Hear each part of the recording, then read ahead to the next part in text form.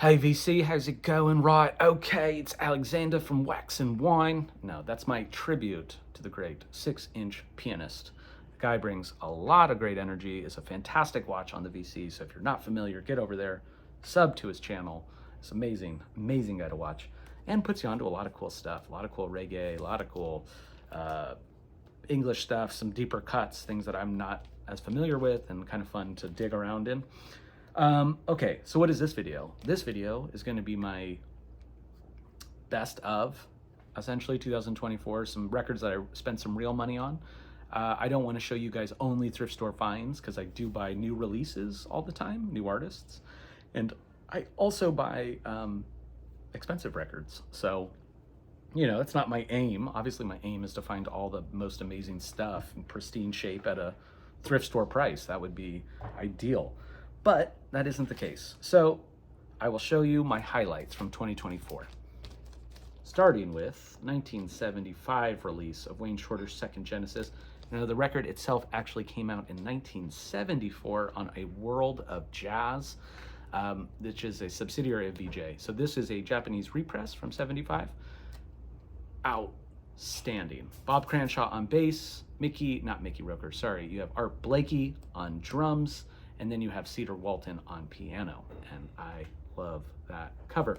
I had seen a release in California, in Northern California at a record store a couple years ago, and it never left my mind. The guy wanted 75, which I'm sure nowadays would be a great price for that original, but I wasn't familiar with the work, so I wasn't gonna pony up. This next one, bought on eBay. This was a expensive purchase. All the rest are gonna start kind of ticking up, except for some of the new releases. This is a record I'd long been after. I go and look at this band's card all the time in record stores, hoping to find just great copies of stuff. I'd say Pornography, equally difficult to find, and definitely this record, the 1989 release of Disintegration by The Cure. So with Love Song, Pictures of You, those are two mega singles off this album. This is a thoroughly enjoyable listen all the way across the board. And this was graded accurately on eBay, because the most frustrating is when someone tells you that their record is excellent, and you get it, and it ain't quite that, which is what happened with the 1967 release of Nico, Chelsea Girl. Oh man. VG Plus sleeve, absolutely, not an excellent sleeve, but VG Plus. 67 stereo copy on that beautiful blue Verve.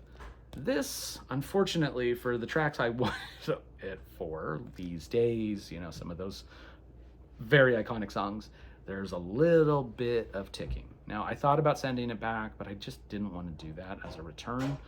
Cool that the seller even does that, but I thought I would actually have to spend a lot more than what I did for this release. I spent $100.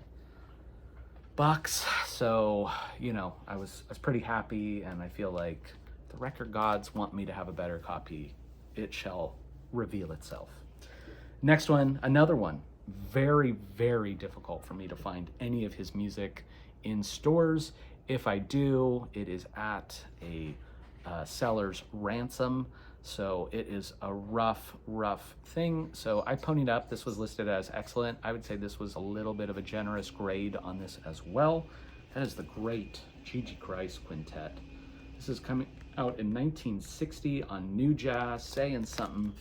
So he has Reggie Workman on bass, we have Mickey Roker on the drums, and then you have Richard Williams on trumpet. Fantastic music, really been spinning it a lot. Wouldn't call it excellent, I'd call that a VG Plus, but we're splitting hairs, it's okay.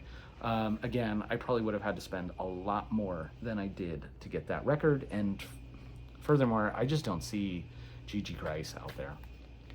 There's one other artist that I'm trying to find, and it's currently being watched on eBay, and I hope to secure a copy. I won't say it so as to spoil it. Now this one, I was watching Rob Walker talk about this. Rob Walker, another one across the pond there, who is a fantastic channel.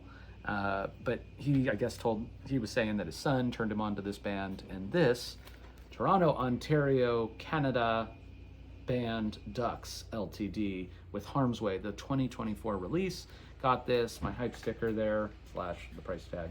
1974, what the hell? $29.99 is what I paid for it at Amoeba. The only gripe I have for this record is that it's cut on 45, so I don't get a lot of time to sit and listen. If you're a fan of like the feelies, if you're a fan of real estate, if you're kind of in that aesthetic, maybe a little bit more up-tempo, I think you're going to be a fan of that. At least I am. So, in fact, I just bought their previous record online too, so that should be coming soon. Took a chance on this. This was a seller on eBay. I think it was a Goodwill seller who did not accept returns and did not grade at all. They said, please see pictures. So I thought, let's try it. A MoFi copy of Ziggy Stardust, or the fall, what is it? The Rise and Fall of Ziggy Stardust, the original 72 release of David Bowie. I don't have a lot of originals of David Bowie until we get into later stuff that you really do find in the bins all the time.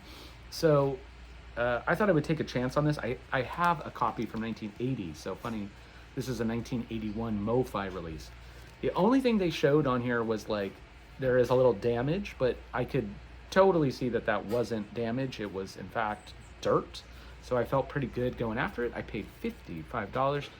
The thing that they did not tell us is that there was a seam split occurring here right on the spine. So that was brutal, but happy to have it.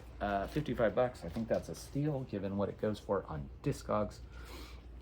Love that record, like David Bowie, obviously.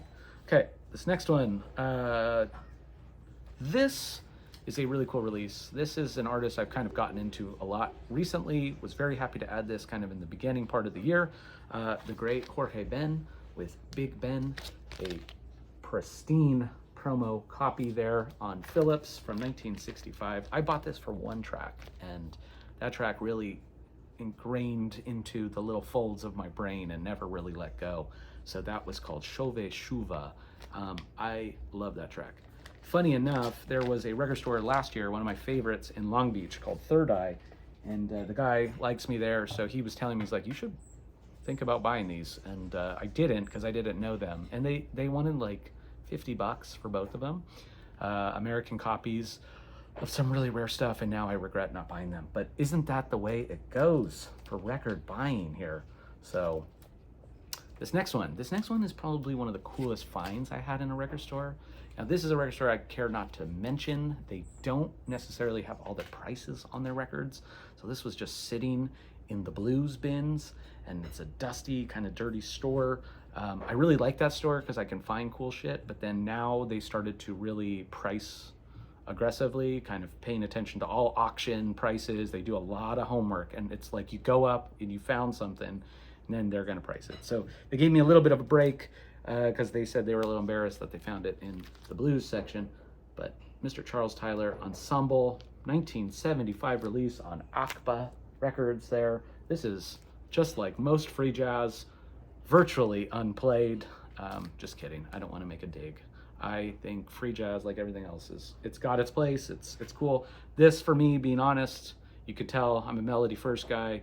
It's hard. It's dissonant. It's also sparse. So not as sparse as like some of these other records I bought of Black Saint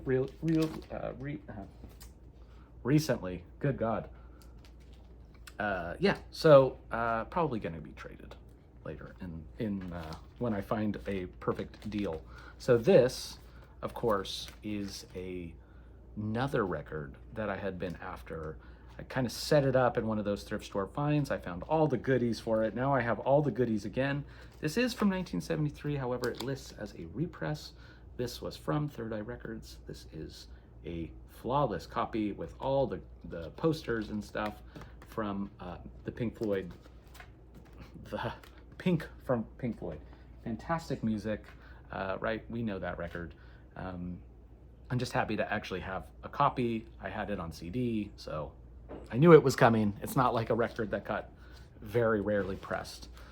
But talking about the grail of the grail for this year, been after this one. So one of the first records I ever bought for Blue Note was a pristine, I didn't know what the hell I was doing. I bought an Art Blakey Mosaic, loved the cover.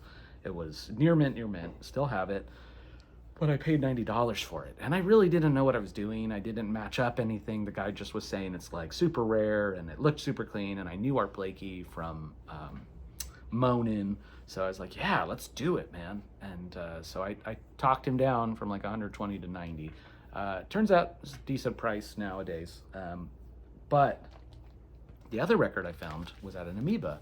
And that was soon after that I was looking and I found this Ike Quebec record. It was blue and sentimental. It was an original release, but it had some wear on it. So they asked $29.99. I thought, okay, well, it seems great.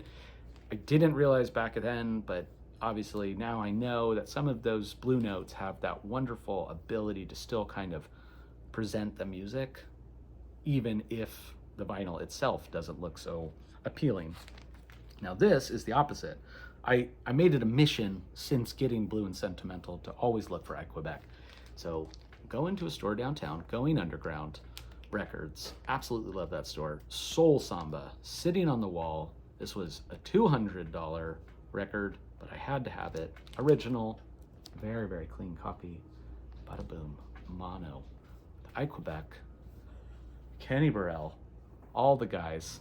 So, oh boy, I think my partner here heard how much I spent on a record and is blown away. Oh boy, you can hear her seething in the background. I thought it was a safe place. Who knew? Still so happy to have it. And oh boy, oh goodness. Don't regret it for a second. So that's what I've been up to. I've omitted some records like Sierra Farrell's new record, Waxahachie's new record, and then a band out of Chicago. I've now bought like the last 3 records they put out, Dead, D-E-H-D. Been really feeling that. Aiko El Grupo was a super cool one I bought recently. So yeah, there's a lot of great music out there, and hopefully you're finding it too. Thank you for watching this. Go watch 6-Inch Pianist. Go watch Rob Walker. Go watch Digital Gramophone. Go watch all the guys. Yeah, all right. We'll talk to you soon, and get out there. Start digging. Bye.